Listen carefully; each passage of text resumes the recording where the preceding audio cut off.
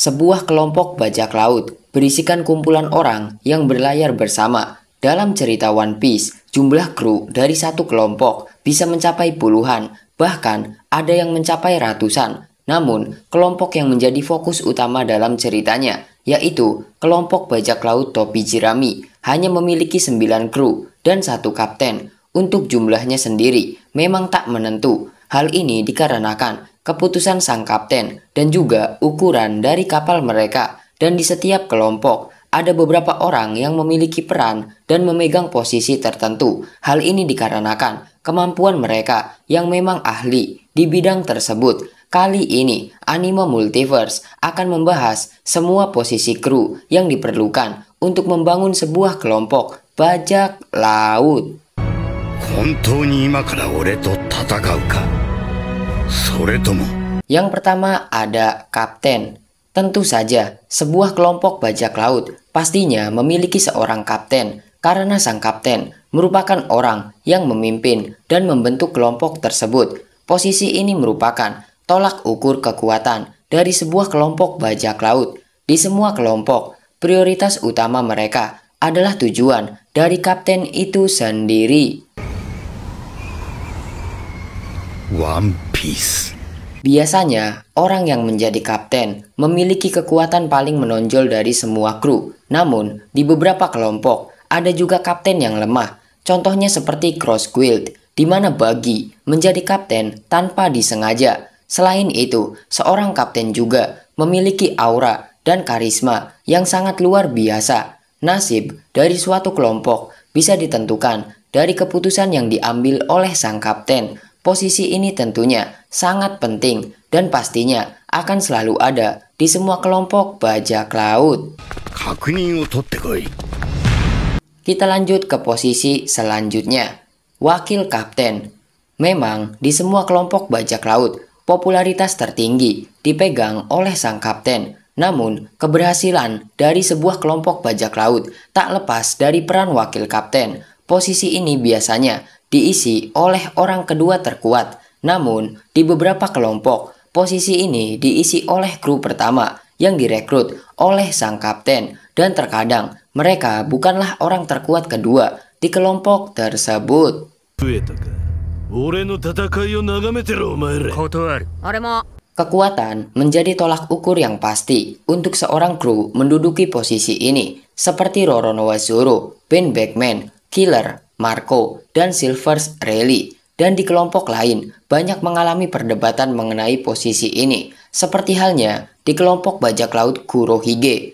Orang kedua terkuat sudah dikonfirmasi oleh Oda Sensei. Dia adalah Shiryu. Namun banyak fans yang menganggap jika Jesus Barges adalah wakil kapten yang sah. Karena dia merupakan orang pertama yang Teach rekrut. Dan uniknya, jika kita harus membandingkan kekuatan di kelompok Kurohige, rasanya setelah Kuzan resmi bergabung, dia adalah orang yang tepat untuk menduduki posisi wakil kapten. Posisi ini sangatlah penting karena wakil kapten adalah orang yang bisa membuat keputusan mendadak ketika sang kapten sedang pergi. Mereka juga biasanya merupakan orang yang selalu memberikan nasihat dan saran kepada kaptennya. Mereka juga menjadi salah satu simbol kekuatan dari sebuah kelompok bajak laut. Dan pastinya bounty yang dimiliki oleh wakil kapten berada di bawah sang kapten dan menjadi bounty termahal kedua di sebuah kelompok bajak laut. Kemudian yang ketiga, navigator. Di dalam sebuah kelompok bajak laut, navigator adalah posisi yang sangat dibutuhkan. Hal ini dikarenakan lautan adalah jalur yang luas dan tanpa arah. Apalagi Grand Line merupakan lautan yang memiliki cuaca yang tak menentu. Dan hal ini membuat jalur pelayaran menjadi kacau. Seperti yang dijelaskan oleh Crocus, jika sebuah kelompok bajak laut ingin berlayar di Grand Line, maka kemampuan seorang navigator bisa menentukan nasib dari kelompok tersebut. Kemudian, setelah time skip selesai, lautan yang lebih ganas diperkenalkan. Lautan ini disebut sebagai dunia baru. lautan dengan cuaca dan rute perjalanan yang lebih berbahaya dari lautan lainnya. Di dunia baru juga, logpost yang harus digunakan bukanlah kompas biasa. Di sini kemampuan dari navigator sangat diuji karena terkadang badai besar bisa muncul secara tiba-tiba. Namun, tidak semua navigator memiliki kemampuan untuk meramal cuaca dan banyak kelompok yang hancur akibat hal ini. Sejauh ini, navigator yang bisa membaca jalur pelayaran sekaligus memiliki ilmu mengenai cuaca yang sudah diperkenalkan hanya Nami. Sejak awal ceritanya dimulai, Nami merupakan navigator yang hebat. Bahkan, Nami bisa menebak cuaca hanya dengan angin yang menempel ke kulitnya. Selain itu, kesuksesan bajak laut topi jerami juga tak lepas dari peran besar Nami. Mereka bisa sejauh ini karena memiliki navigator yang sangat memahami lautan, sehingga mereka bisa berlayar dengan rute yang benar. Keempat, ada penembak jitu atau sniper. Dunia bajak laut terkenal dengan kekejaman, kejahatan, dan pertarungan tanpa akhir. Biasanya, dalam sebuah kelompok bajak laut, semua kru memiliki gaya bertarung yang berbeda. Salah satunya adalah menembak. Posisi ini disebut sebagai penembak jitu, dan di beberapa kelompok terkuat yang ada dalam ceritanya, kru yang memiliki posisi ini merupakan salah satu kru terkuat di kelompok tersebut.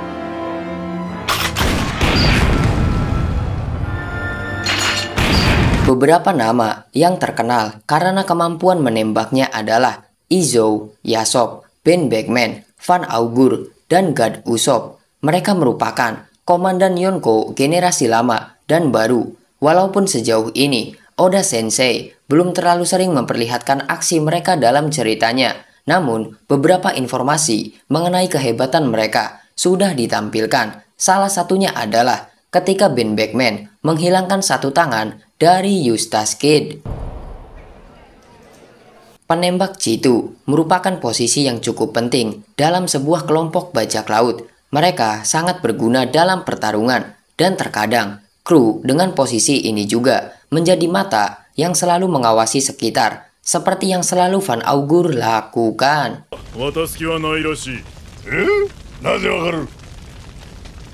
Kemudian yang kelima, ada ahli pedang atau swordman. Ahli pedang merupakan para petarung yang selalu ada dalam sebuah kelompok bajak laut. Hal ini dikarenakan teknik berpedang adalah gaya bertarung yang paling banyak dikuasai oleh para bajak laut. Sebenarnya, swordman bukanlah posisi yang spesifik, karena dalam sebuah kelompok terdapat lebih dari satu ahli pedang. Kita bisa melihat di kelompok topi jerami saja, terdapat dua ahli pedang di dalamnya, yaitu Roronoa-Zoro dan Soul King Brook.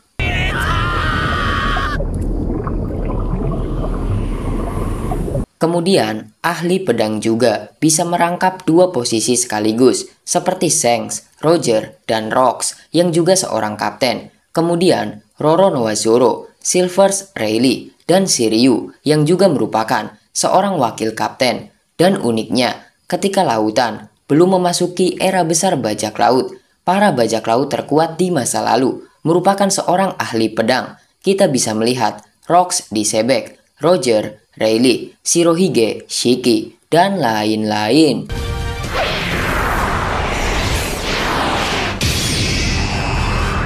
Kemudian yang keenam, ada dokter. Seperti yang sudah disebutkan, dunia bajak laut selalu diliputi oleh pertarungan, dan di setiap pertarungan pastinya akan meninggalkan luka. Dokter adalah posisi yang harus dimiliki oleh semua kelompok. Dokter juga harus bisa menjaga kondisi tubuh semua kru agar selalu siap dan sehat, karena terkadang pertarungan bisa datang kapan saja.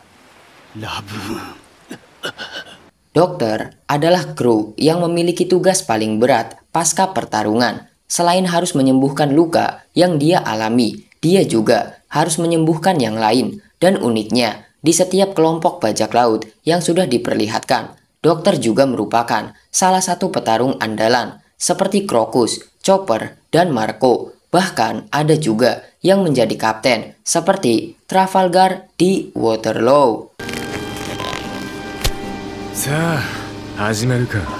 Jika ada kelompok bajak laut yang tak memiliki dokter, hal ini tentu sangat berbahaya. Selain berperan besar dalam pertarungan, dokter juga memiliki peran penting setiap harinya. Jika ada kru yang sakit, hal ini sangat menghambat perjalanan. Seperti yang pernah terjadi pada kelompok topi jerami ketika Nami mendadak sakit. Pada saat itu, mereka belum memiliki seorang dokter kapal, dan benar saja perjalanan mereka ke Alabasta harus terhambat sedikit lama. Kemudian kita juga bisa melihat peran besar Krokus yang bisa menjaga Roger untuk hidup lebih lama. Kemudian yang ketujuh, ada Koki. Di dunia bajak laut, juru masak akan selalu ada di setiap kelompok. Posisi ini sangatlah penting. Bajak laut besar tentunya memiliki kru yang sangat banyak. Koki memiliki tanggung jawab untuk memenuhi kebutuhan pangan semua kru. Mereka harus memiliki keahlian untuk memasak dalam jumlah yang sangat banyak. Sama seperti dokter, Koki juga menjadi salah satu petarung yang bisa diandalkan dalam kelompok bajak laut, dan beberapa orang yang memiliki posisi ini juga bahkan menjadi salah satu petarung terkuat, seperti halnya Sanji. Selain itu, ada juga yang menjadi seorang kapten, seperti halnya Zeff. Kemudian yang kedelapan, ada jurumudi atau helmsman.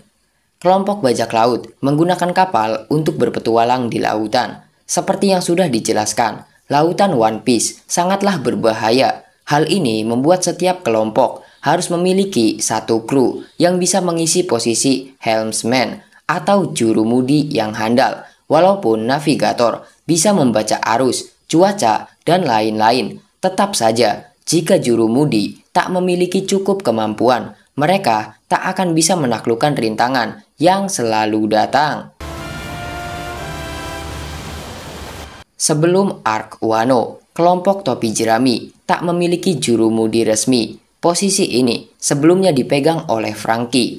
Namun, di awal perang Onigashima, Jinbe resmi bergabung dan dia mengisi posisi ini. Jinbe adalah bajak laut yang memiliki pengalaman cukup lama di lautan.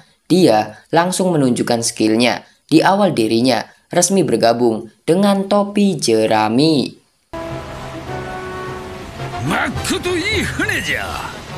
Kemudian yang kesembilan, ada tukang kapal. Sebuah kapal merupakan kendaraan utama para bajak laut. Lautan yang besar, ombak yang ganas, dan badai yang mematikan. Kekuatan dari sebuah kapal menjadi hal penting untuk melewati semua rintangan tersebut. Namun, tetap saja, kerusakan pastinya akan selalu ada. Di sini, orang yang memperbaiki kerusakan kapal disebut sebagai shipwright atau tukang kapal.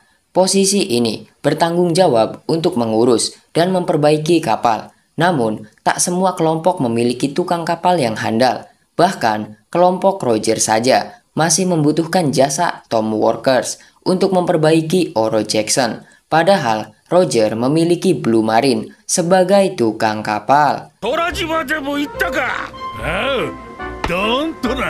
Kemudian, bajak laut topi jerami saja baru memiliki tukang kapal resmi setelah Arc Water 7. Franky merupakan murid dari Tom. Dia juga adalah tukang kapal yang sangat ahli. Franky adalah orang yang membuat blueprint Sanigo. Dia juga adalah orang yang menciptakan banyak teknologi Sanigo seperti meriam gaun dan Cop the Burst.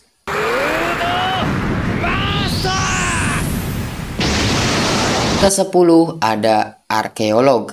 Tidak semua bajak laut memiliki seorang arkeolog. Sejauh ini dalam cerita One Piece yang sudah berjalan, kelompok topi jerami merupakan satu-satunya kelompok bajak laut yang memiliki arkeolog. Posisi ini memang tidak banyak diketahui oleh bajak laut pada umumnya. Namun, untuk bajak laut yang mengetahui kebenaran dari poneglyph, posisi ini sangat diperlukan. Arkeolog dalam dunia One Piece merupakan para peneliti sejarah. Namun, untuk arkeolog Ohara, mereka memiliki kemampuan lain. Mereka bisa membaca tulisan poneglyph, dan di masa sekarang, Nico Robin merupakan satu-satunya arkeolog Ohara yang tersisa. Walaupun sebuah kelompok bajak laut memiliki navigator dan jurumudi yang ahli, namun tetap saja mereka tak bisa menemukan rute menuju Laugh Tale.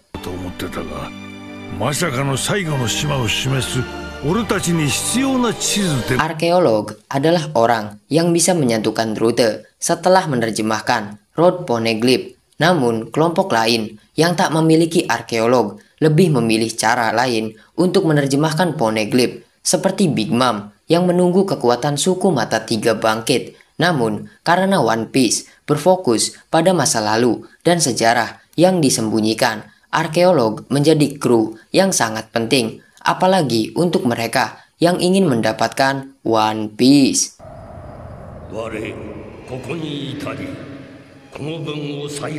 Ke-11 ada musisi. Posisi ini merupakan posisi yang terkadang tidak terpikirkan oleh semua kapten. Namun, banyak juga yang menginginkan musisi naik ke kapal mereka. Hal ini dikarenakan bajak laut yang suka berpesta dan bernyanyi. Kemudian, kita juga diperlihatkan sebuah kelompok bajak laut musisi yang berlayar di lautan Grand Line. Mereka adalah bajak laut Rumbar. Dan sekarang, satu-satunya yang tersisa dari kelompok ini resmi bergabung bersama bajak laut topi jerami sebagai musisi. Dia adalah Soul King Brook, pendekar pedang bersenandung yang bisa memainkan semua alat musik.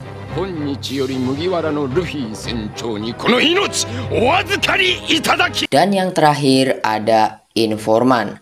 Bajak laut yang memiliki ambisi besar tentu saja memiliki banyak strategi. Salah satu hal yang mendukung hal ini adalah kehadiran dari informan atau pengintai. Memang tidak semua kelompok memiliki posisi ini, namun beberapa kelompok kuat seperti bajak laut Peace, Akagami, Big Mom, dan Kurohige memiliki kru yang mengisi posisi ini. Informan juga biasanya bekerja sendirian, seperti Laffite yang sekarang selalu mengintai pergerakan pasukan revolusi. Kemudian informan bajak laut Akagami yang selalu mengintai pergerakan Kurohige. Selain itu, biasanya mereka juga memiliki tugas lain sebagai pembawa pesan, seperti Laffite dan juga Rockstar. Dan sejauh ini, dari keempat kaisar lautan, hanya bajak laut topi jerami saja yang tak memiliki kru untuk mengisi posisi sebagai informan.